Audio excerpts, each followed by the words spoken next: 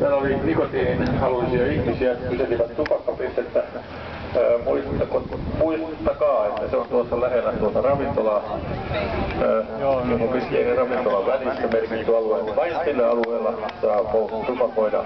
Ei missään tapauksessa tuolla lentokoneiden lähellä.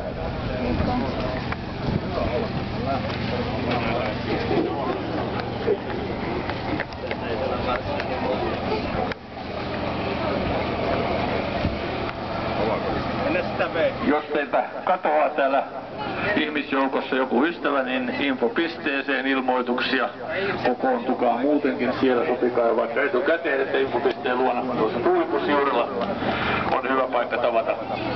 Jos eksyy toistaan, tämän alueeltaan ei pääse eksymään sen kummemmin. Tämä on hyvin rajallinen, mukava, vaikka kaaheen laakea aake onkin.